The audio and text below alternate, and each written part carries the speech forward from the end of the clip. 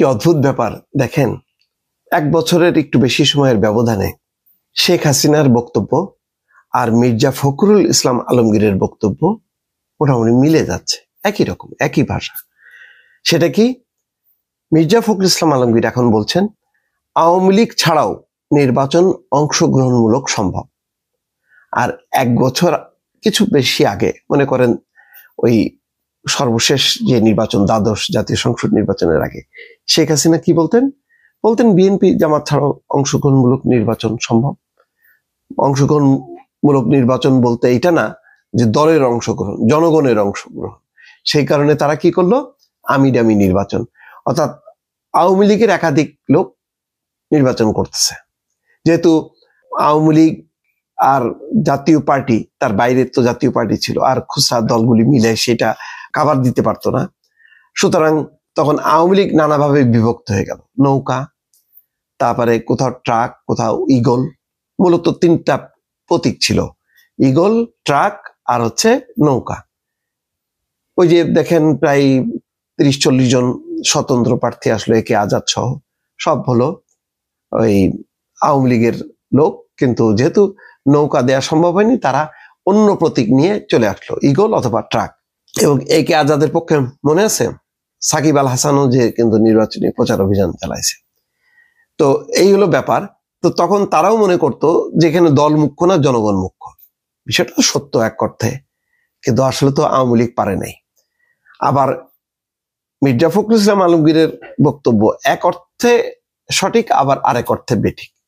অর্থাৎ আওয়ামী লীগের মতন একটা বড় দল, যারা রিপ্রেজেন্ট করে 20 থেকে 25 ভাগ ভোটার, তারা ছাড়া আসলে হয় না অংশগ্রহণমূলক নির্বাচন। সেটাকে কাভার দিতে পারে, এটা সত্য। যদি মির্জা ফখরুল ইসলাম আলমগীরের বক্তব্য সত্যি, সেটা হবে যদি সবকিছুকে ছাপায়, যদি ভোটের পার্সেন্টেজ হয় ওই জাকসুর মতন 70+, তাহলে কিন্তু সম্ভব। সেটা কি সম্ভব কিনা? যদি সেটা সম্ভব হয়, তাহলে কিন্তু আবার মির্জা ফখরুল ইসলাম আলমগীরের বক্তব্য সঠিক হবে। এখানে একটা সম্ভাবনা আছে, আমি বলি। যদিও আমি বললাম যে এটা শেখ হাসিনার বক্তব্যের সাথে মিল পাওয়া যাচ্ছে মির্জা ফখরুল ইসলাম আলমগীরের, কিন্তু মির্জা ফখরুল ইসলাম আলমগীরের পক্ষ নিয়ে আমি একটা কথা বলতে পারি। সেটা হচ্ছে যে আওয়ামী লীগের পাশে অনেক নিচের অবস্থানে জাতীয় পার্টি, কিন্তু বিএনপির অবস্থানের অনেক নিচে জামাত ইসলাম না, অথবা জামাত ইসলামের বাইরে বিএনপি অনেক নিচে অবস্থানে না, বলতে গেলে কাছাকাছি 40-60 ধরেন। তো এরকম কাছাকাছি অবস্থানের আর একটা রাজনৈতিক শক্তি, সেই সাথে ইসলামী আন্দোলন, তারাও একটা বড় ভোট রিপ্রেজেন্ট করে। হেফাজত ইসলাম, খেলাফত মজলিস, তারপরে বাম গণতান্ত্রিক জোট, এনসিপি, এরা কিন্তু ওই আওয়ামী লীগের বলয়ের যে দলগুলো ছিল তার চেয়ে অনেক বেশি ভোট এরা ক্যারি করে। এই ভোটগুলোকে যদি তারা সমন্বিত করতে পারে, তখন মির্জা ফখরুল ইসলাম আলমগীরের বক্তব্য সঠিক যে আওয়ামী লীগ ছাড়াও নির্বাচন অংশগ্রহণমূলক সম্ভব। এই অর্থে কিন্তু ঠিক আছে।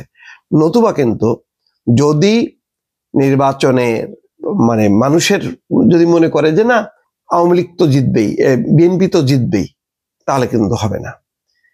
মানুষ যদি মনে করে বিএনপিও জিততে পারে, জামাতও জিততে পারে, এইরকম প্রতিদ্বন্দ্বিতা যদি তৈরি হতে পারে, তাহলে নির্বাচন অংশগ্রহণমূলক হবে, তাহলে মির্জা ফখরুল ইসলাম আলমগীরের বক্তব্য সঠিক।